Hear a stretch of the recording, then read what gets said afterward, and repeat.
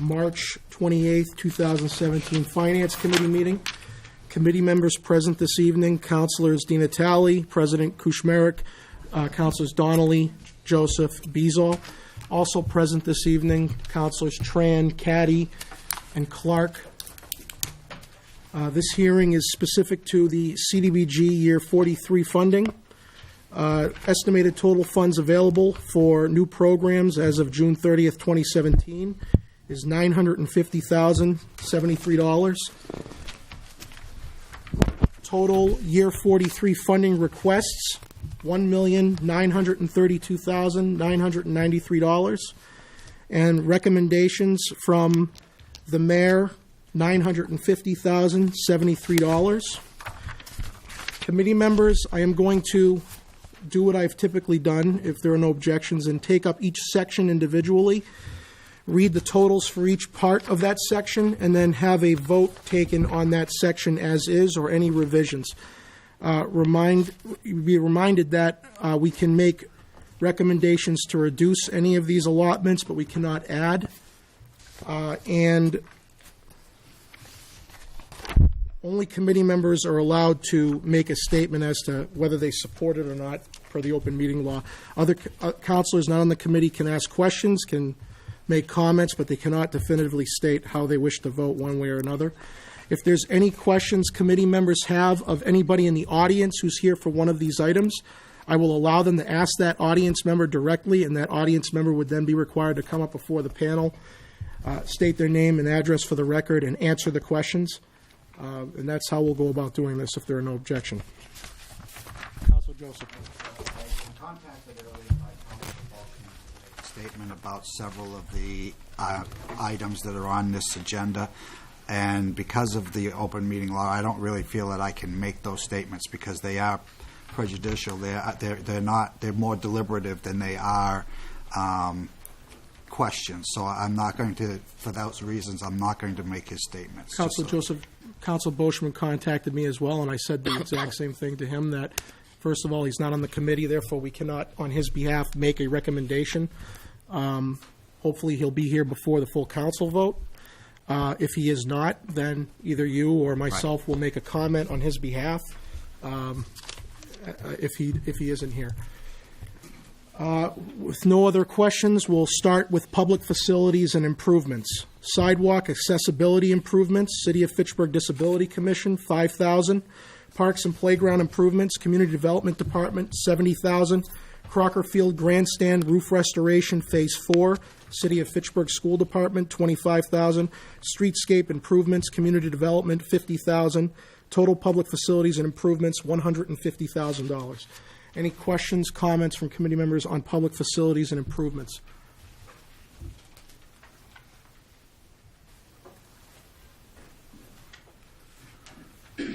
Seeing none, could I take a motion on public facilities improvements? So moved. Second.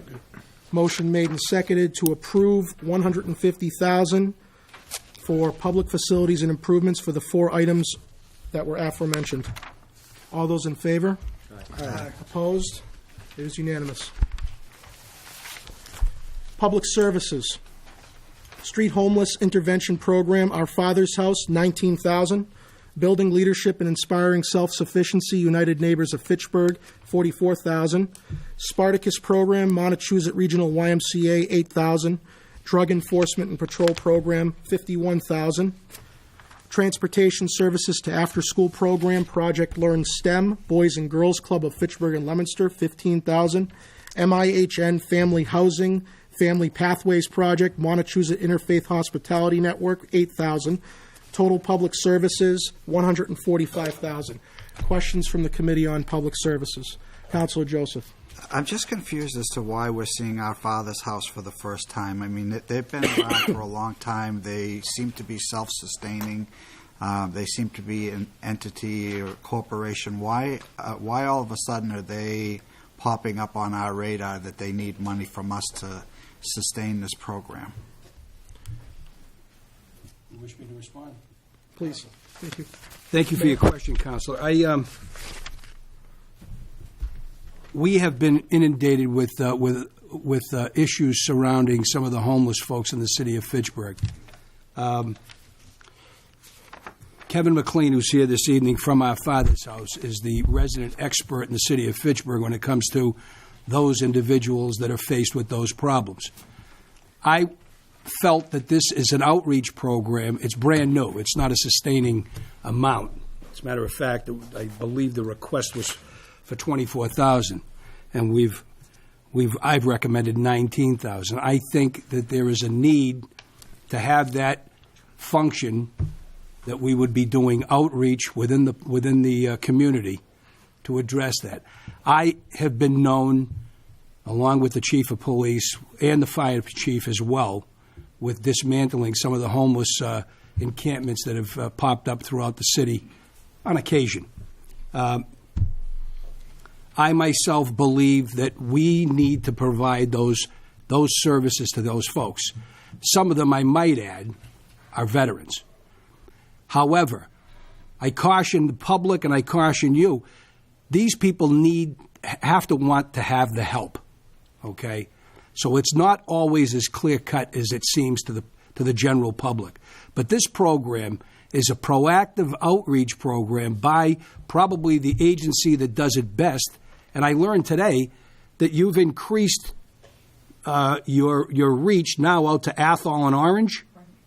And it takes in not just Fitchburg, but Leominster, Gardner, most of the major cities in the area. So they do great work. He's the expert on this. He knows who these individuals are. He knows how to reach out to them. Again, as I caution you, they need to be willing to accept the help.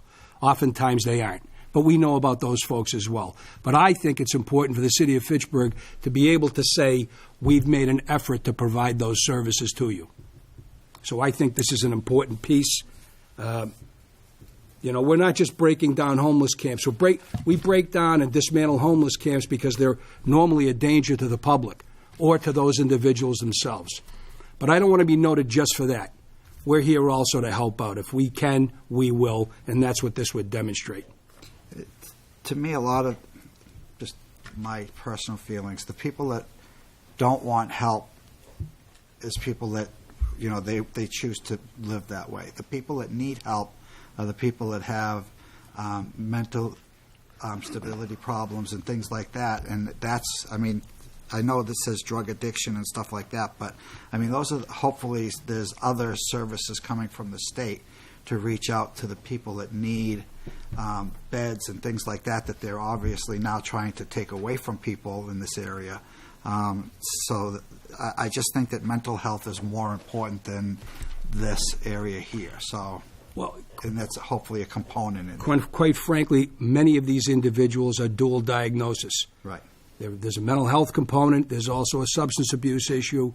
So they address all of those issues, and no one does it better than Our Father's House. Okay. So I think we will benefit from it as a community. Thank you. Thank you. Just want to note that Councilor Bean is present. Councilor Tran. Thank you, Mr. Chairman. Under Fitchburg Police Department Drug Enforcement and Patrol Program, we as a city council has been appropriating funds to that program for at least the last 5 years, as I recall. This year, there's a recommendation from the planning board to zero fund that program under the premise that they believe it may be funded by the city budget.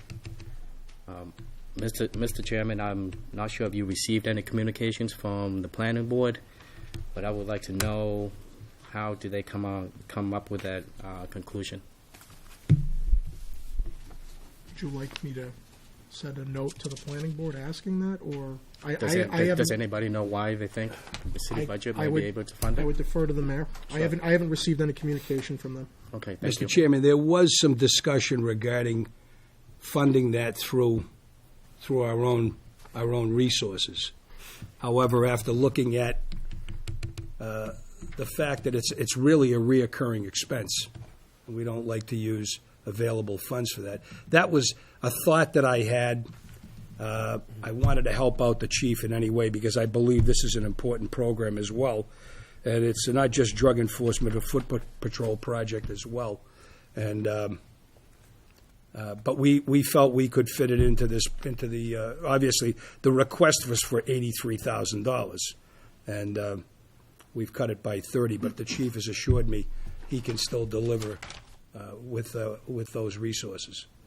So I think that's probably where that came from. Okay. That I talked about making an effort to try and fund it in another way, but in further examination, that's not possible. Thank you, Mayor. Council Beazle? Thank you. I actually have a question. If somebody's here from the Boys and Girls Club, I could ask them a Is question. there anybody here for the Boys and Girls Club? I'm here. Oh, Ma'am, could you Tanana. please identify yourself for the record? Donata Martin, Executive Director of the Boys and Girls Club. Thank you. Okay. So I'm looking at this, and it says the project funds will be used to provide one-way transportation from Fitchburg schools to Boys and Girls Club. So how are these kids getting home afterwards? Their parents are picking them up and taking them home. Okay. And also, we do transport some of the children home. So we have a van, and we will run children home 5 o'clock, 6 o'clock, and 7 o'clock for those whose parents cannot pick them up. Are there, I know it says 250 Fitchburg youth. Is there funding ever been an issue for how many kids? Like, are there kids that their parents don't have transportation that can't come pick them up, or you can't, there's only so many kids you can handle? I mean, $15,000 for a whole year of transportation is not a lot. Doesn't cover the transportation. Does not. All right, so how much, I mean, if it doesn't cover it, How do I do it? yeah. How do I do it? So I write grants to foundations and corporations and ask them for funds for the balance of that. And then for the balance of that, for some of that, and then the rest of it we fund through our operating budget. Okay.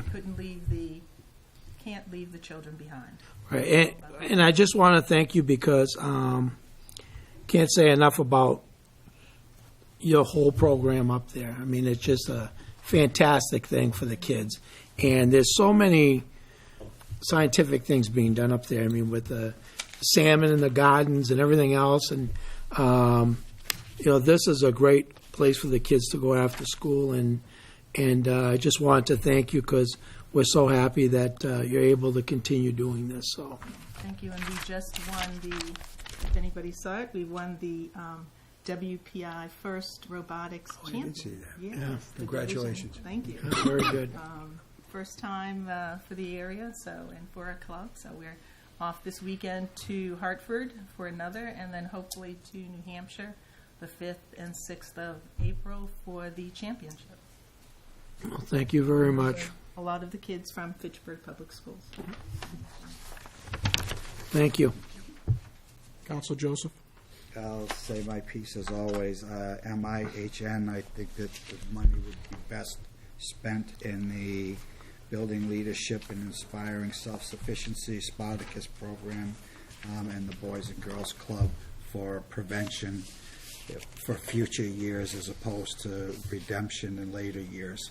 I think we need to the sooner we get kids on the right track, the less problems we're going to have with homeless and things like that. So I think that throwing the $8,000 away as opposed to putting the $8,000 into programs where kids are actually going to get more self-sufficient and self-worth and not hopefully get into that position later in life. So I'm just stating again that I'm not in favor of funding MIHN. Council Beazle? I just wanted to echo what Councilor Joseph said. I mean, Spartacus program reaches out to ages 13 to 18, which are the most vulnerable in the community, and hopefully, by keeping the kids active, through the YMCA and the Boys and Girls Club, it helps the police department in so many ways, and at least it gives the kids a bright future and a chance. So, I definitely agree with him that we need to focus on making sure that we reach out to the kids in our community to make sure that we do everything we can for them. Thank you. Make a motion to accept the public services recommendations totaling $145,000. Second. Motion made and seconded to approve total public services of $145,000 as stated. Any questions on the motion? All those in favor? Aye. Opposed? One in opposition. Next, we'll go to economic development.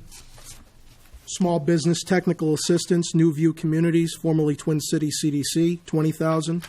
CDBG Business Loan Pool, Fitchburg Community Development Department, $75,000. Total economic development request and appropriation, $95,000. Questions on economic development? Motion to approve 95,000. Second. Motion made and seconded to approve the recommendation of $95,000. All those in favor? Aye. Opposed? It is unanimous. Rehabilitation and preservation, code enforcement, Fitchburg Board of Health, $150,000, and that is the total for rehabilitation and preservation. Questions or comments on rehabilitation and preservation? Make a motion to accept the rehabilitation and preservation recommendations totaling Second. $150,000. Motion made and seconded to approve the recommendation of $150,000 for rehabilitation and preservation. Speaking on the motion, Councilor Joseph. Is there ever any way that these positions will come into the city? I mean, it's obviously they're city employees, they're doing the job for the city. Is there ever any plan to phase this out of CDBG? We, the assistant auditor, Jackie Cronin, is here this evening. We have been meeting with department heads for the last 3 weeks, and certainly that discussion has been had, certainly with myself, Calvin Brooks as well, and Jackie, and how we can wean ourselves off of it, and that is the intent in this budget.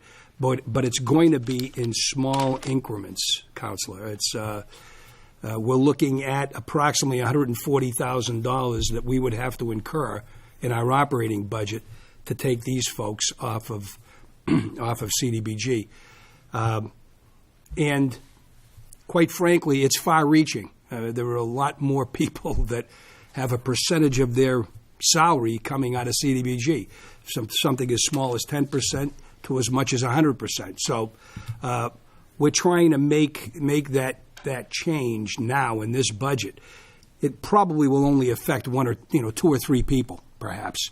But I think it's important to get those positions into the operating budget and off of this program, particularly given what may happen to it next year.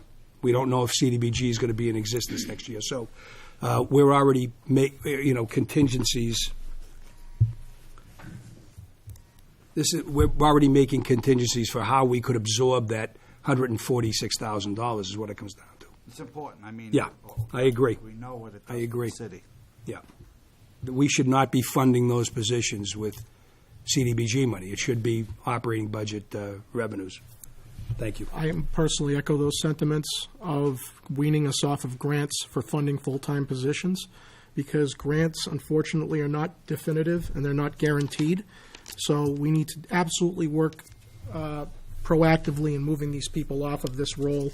I believe the building department used to have some funds on this, and looking at the report here, they no longer have any funding for salaries covered under this, so that's a start. But I seem to recall that there's like 5 or 10% of the DPW commissioner paid out of this, which to me is ridiculous. So, I know we want to do it slowly, but, why don't we start there? I mean, we're talking $8,000 or $9,000. That's not going to break the city's bank. So hopefully we'll move in that direction the next go-around. But there appears to be a good fact that building is no longer absorbed by any of this, so that's a start. Any other questions on rehabilitation and preservation?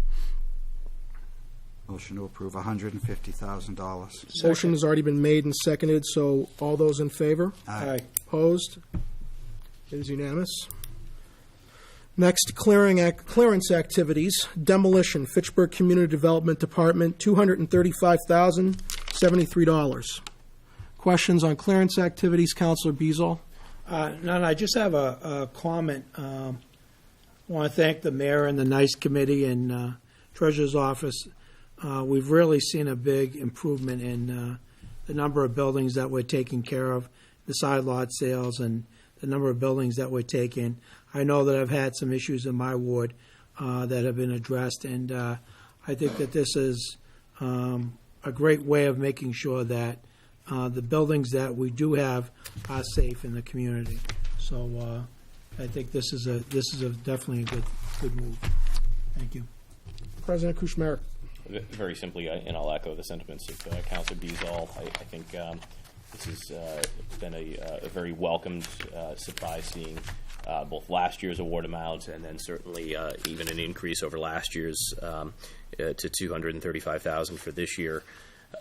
It's great to see, and it's I've heard resounding approval and excitement from residents throughout the city, but particularly in Ward 4. It's certainly been instrumental in cleaning up some blighted areas. So, Mayor, my appreciation for this allotment of funds. Thank you, Mr. President. Counselor Joseph. It is getting a lot of talk. I mean, it is talking about the revitalization of Fitchburg. Hear it over and over again. When people see that we're actually doing things, that it's very much appreciated. Just as a question, is that money, $235,000, can that be reallocated to other portions, or is this another one where, like community development, or it has to be a certain amount or a percentage in that department, in that area? Counselor, my understanding based on the information I've been provided is there are only 2 cap percentages in this proposal. Planning and Administration has a 20% cap on the total allotment, which we haven't gotten to yet, and Public Services has a 15% cap. Everything else doesn't have a cap. This doesn't fall into No. Okay, thank you. Counsel Caddy. Yeah. How much money did the redevelopment authority provide the city last year? I want to say it was about almost $250,000. Talking to them again. We can, if the buildings now, we're going to be moving more into the neighborhoods, Counselor. So the buildings this past round are more noticeable buildings that have been closer to the core of the center of the city.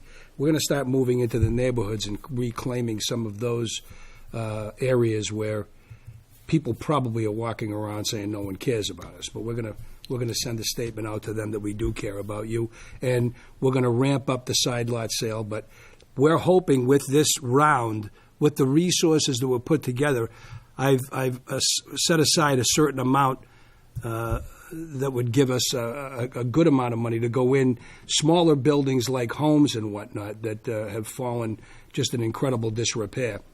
We'll be able to do more with the amount of money we've got. We've already, I know Liz Murphy is here tonight. We've had a back of the envelope discussion with some of the demo companies to give us a rough idea of what it would cost to really attack some of those more egregious buildings. And, there are a few of those that we're going to be addressing coming up in the next demolition round very soon. My question is there any plan to use existing free cash to supplement this? Actually, there is. Do you have any idea what? I'm looking at maybe- about $300,000, so it'd be looking at $500,000. So how many properties do we think that $500,000 would I cover? don't know. 10? This is 8. Well, this says 8. Yeah. Again, it depends on the size of the building, but yeah, it could be 10, could be more. I mean, yeah. Depending on the Right. size, location. And these would be more geared towards residential units, Right. residential housing? Neighborhoods. What brings up the cost is if the properties are tight with each other, Right. and it's harder to get equipment. Environmental issues? That's right. Environmental mitigation is always an issue. Asbestos, lead, you name it. Thank you. Yeah. Counsel Donnelly? Just a comment on the whole program. I've been watching this for over 40 years, and it's a cookie-cutter approach. Do you really believe anybody in Washington, D.C. understand what's going on in the city of Fitchburg? I'd just like to see if we could ever apply to maybe change some of the proportions where we've seen the greatest results. It's the cookie cutter approach. I just don't believe that the same percentages work in every city across the United States. And I just been frustrated with so many of the social programs that we have to do, and the things that I've seen the most benefit from is physical demolition, not improvement. In the neighborhoods that I've been watching, the poorest neighborhoods that started off 40 years ago are still the poorest neighborhoods. We've done a lot of preservation. They call it stabilization. But if it's a poor neighborhood, you just kept a poor neighborhood poor. And I've never heard that we've actually tried to change any of the proportions or distribution of money around the city. So it's 40 years the same way, and everyone in Washington thinks they're doing a great thing, and we're just operating within those parameters, never asking for anything different. I'm going to support the program, but I'm frustrated with the way what's been done. Thank you. Motion to approve clearance activities. Second. Motion made and seconded to approve clearance activities of $235,073. All those in favor? Aye. Opposed? It is unanimous. Last but not least, Planning and Administration, CDBG Administration, Fitchburg Community Development Department, $175,000, and that is the total. And councilors, be reminded that this has a 20% cap, which if I do a quick calculation, that would be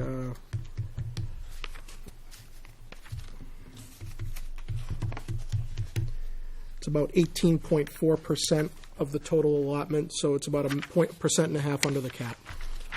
President Kuchmarek. Echo the sentiments of earlier councilors and my concern of the overall percentage of block grant funds that are used for funding positions. Certainly like to see, moving forward, that we continue to move both the positions and some of the administration under the umbrella of the city's budget. Realizing that we can't do that, I'm still pleased that the mayor is taking a look at doing this in increments, beginning with the upcoming budget that we'll see in front of us in a couple of months. So I think it seems to be a universal concern, and I think this is the first time we've heard this commitment from the mayor. So I'm pleased to see it moving in that direction. I'd love to see some kind of proposed time frame of whether it be 5 years or not. Because it is difficult, but at some point we have to rip the Band-Aid off. It's not that these positions don't need to be funded. They absolutely do. But I think we can be, to Councilor Donnelly's earlier point of, we can be that much more impactful with our block grant funds if we can move these under the umbrella of the budget and really, say, be able to throw, $500,000 at demolition and really be able to do some damage in some key areas or target neighborhoods and say we're going to have, blighted neighborhood improvement, in a particular defined area overnight and be able to swoop in the course of 6 to 12 months and be targeted in our approach. So I won't belabor it. I'm pleased to see we're moving in that direction and would like to see a continued commitment there. It's important to emphasize that whenever there's a position funded by a grant, it's only covering the salary. If that individual works for the city for 35 years, paid entirely by a grant for those 35 years, that grant we got did not cover their 35 years of retirement and pension and health benefits. That's where the real money comes from. So if you move this into the operating budget, it's not going to really have a big impact. It's not going to have any impact on our unfunded liabilities because we're already incurring them at our expense, not the Fed's. So this would be purely a salary hit, which obviously would have to be phased in slowly.